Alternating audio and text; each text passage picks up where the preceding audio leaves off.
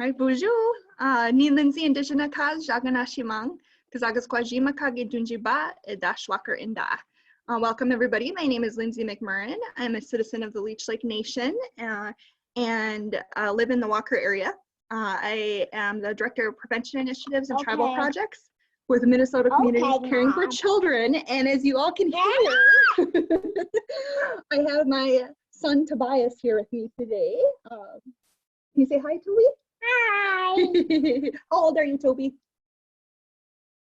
He's 3. He will be 4 in June. No, I'll be 4, which is my next birthday. Yeah, once it's his next birthday. So welcome, everybody. I'm so proud to be here today. We will be working with a friend and colleague of mine for Peacemaker Resources, Stacy Bender-Fayette, and she'll be sharing about the Circle of Peace and Circle of Hurt as our practice of resilience today. So I welcome everybody. For those of you who are joining for the first time, those of you who might have kiddos at home maybe can relate to me right now. I'm being authentic and genuine, and that my son wants to help, and it might be a little bit toughy at moments. Just as an overview of our day together, our sessions include a 5-minute opening, which includes a breathing exercise, a reflection, 10 to 15 minutes of a resilience practice. So that's where Stacy's piece will come in about a circle of peace and circle of hurt. Then we will have about 6 to 7 minutes for conversation in small groups. We know it's so important still to make connections, meaningful conversation, relationship with one another. And then we'll close with a collective breath. And so these practices that we're bringing forth are both individual and community protective factors. And that's such a large part of the work that we do, the work that happens at Peacemaker Resources as well. So we're happy to be here with all of you today. So Toby, are you ready for a breathing? Yeah. So we're gonna do, it's gonna be hard to see, we're gonna do a breathing technique that comes out of some breathing cards that we have at Peacemaker Resources that we bring forth for families, kiddos, teachers to use together. Toby, do you remember what breathing we're gonna do today? Come here, you wanna help? Lemon breathing. So Toby, when you taste a lemon, what kind of face do you make? Oh, that's sour, right? So I want everybody to imagine that. We're gonna go ahead and take a deep breath in. Okay, right here, you hold it for Mom. So as we take that deep breath in, we're gonna tighten up, kind of pretending like we're tasting a lemon, right? So imagine your face getting tighter, maybe your hands, your toes tightening up. We're gonna hold that breath for a moment, and then as we release, as we breathe out, we're also gonna loosen up our bodies as well. So imagine maybe then getting the sweet after the sour, right? All right, Toby, we're gonna show everybody. All right, so let's go ahead and take a deep breath in and taste that sour lemon. And hold it, and then breathe out that sweetness. Once more, breathe in that lemon sour. And then breathe out and feel that sweetness, that release of that tension. All right, thank you, everybody. I do have a short passage that I want to share with folks. It's entitled Turning to One Another, and the author is Meg Wheatley. There is no power greater than a community discovering what it cares about. Ask, what's possible? Not what's wrong. Keep asking. Notice what you care about. Assume that many others share your dreams. Be brave enough to start a conversation that matters. Talk to people you know. Talk to people you don't know.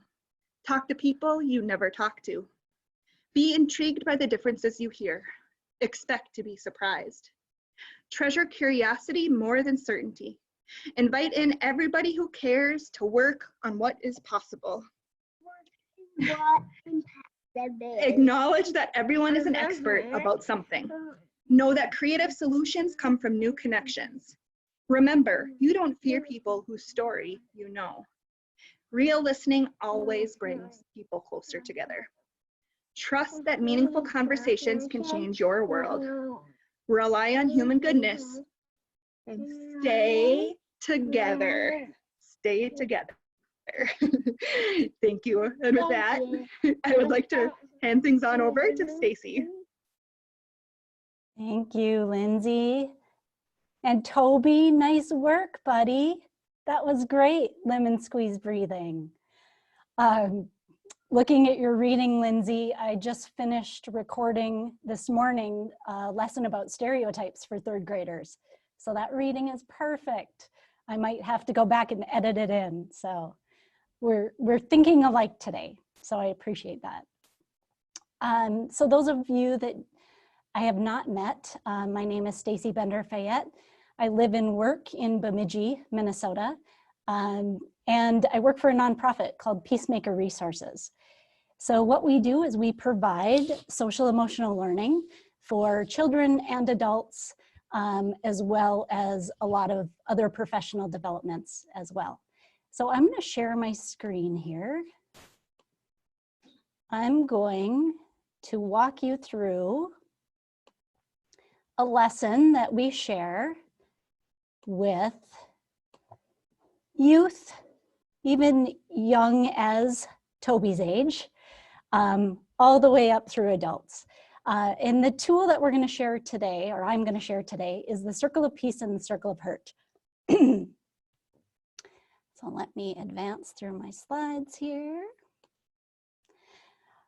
So before we begin we're going to look at some social emotional competencies today.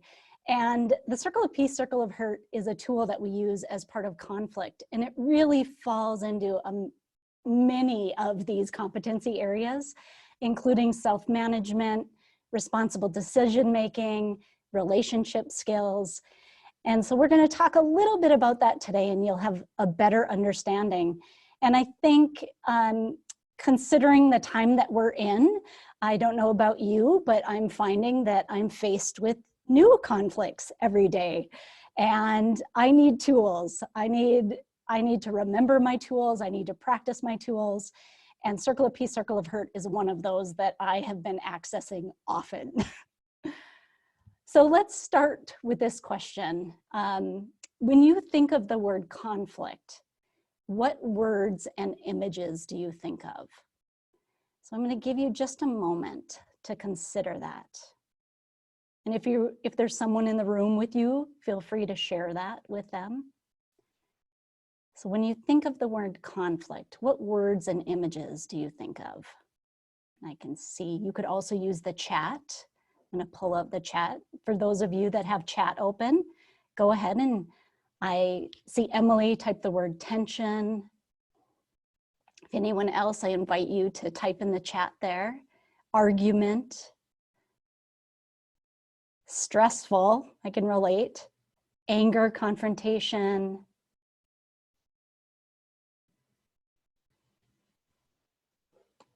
Excellent.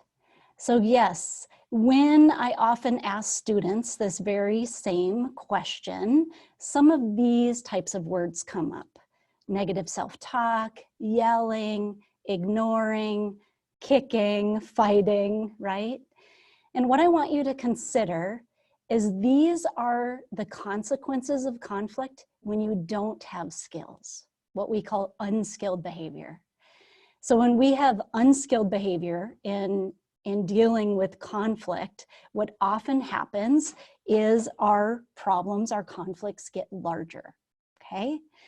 So this is one of the tools that we like to use in teaching this concept of that we all have choices when we're faced with conflicts. And we are faced with conflicts all day, every day. Some of them are very small, and some of them could be quite large. And when I'm faced with a conflict, I am always asking myself the question at the bottom of the screen there that you see. Do you want to help or do you want to hurt?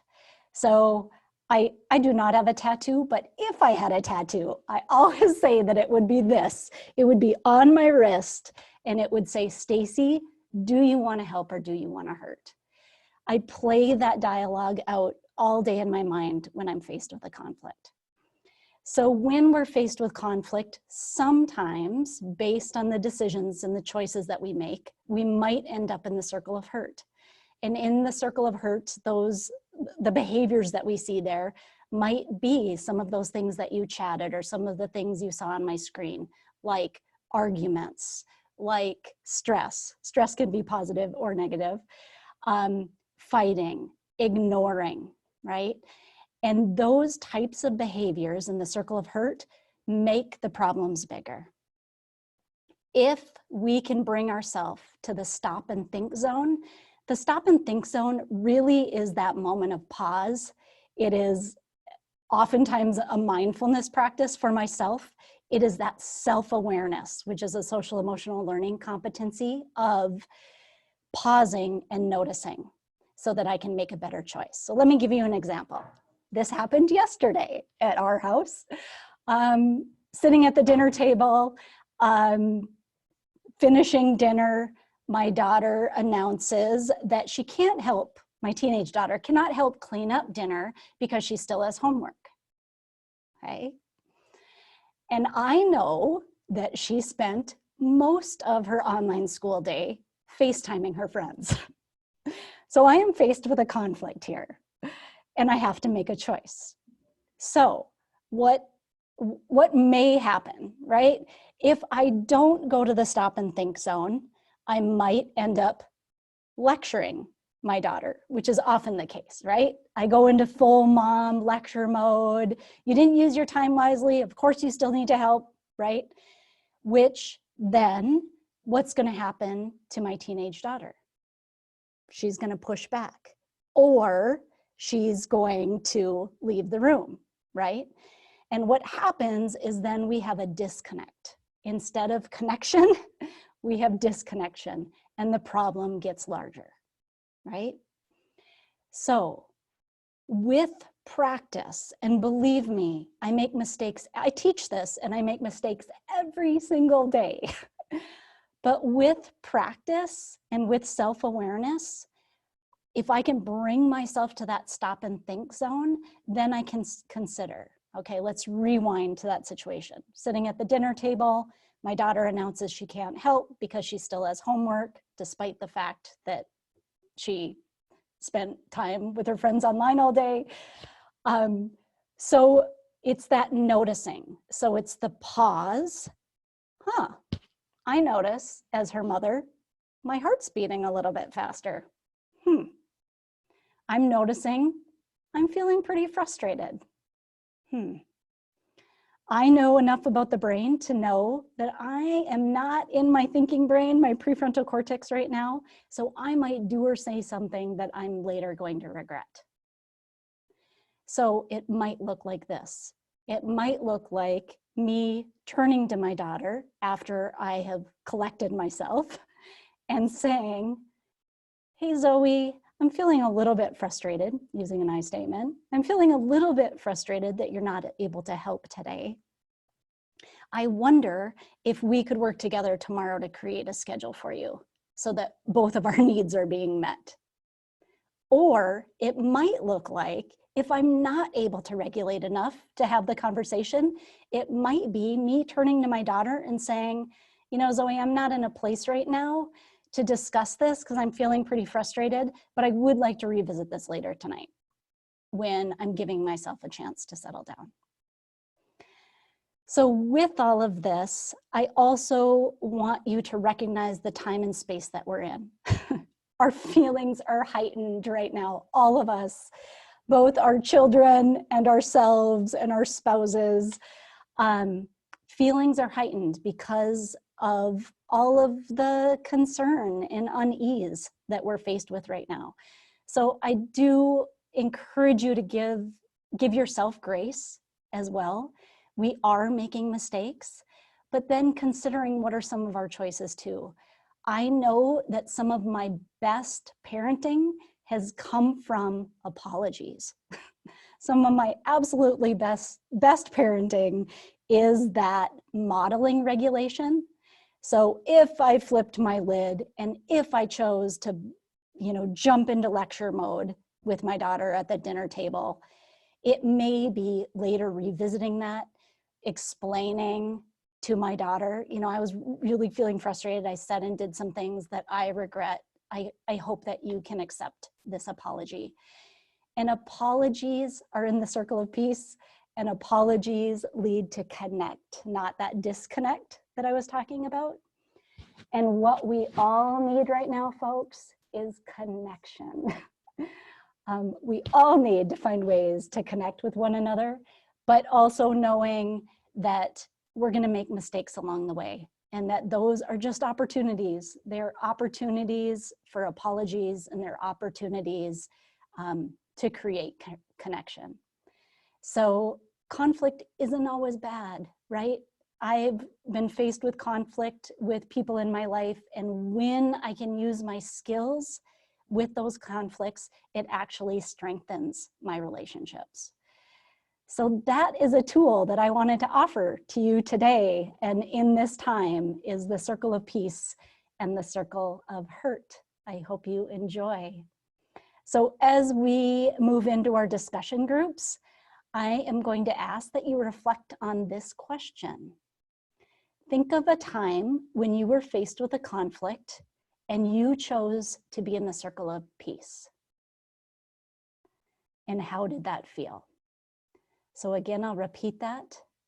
Think about a time that you were faced with a conflict, could be this morning, and you chose to be in the circle of peace.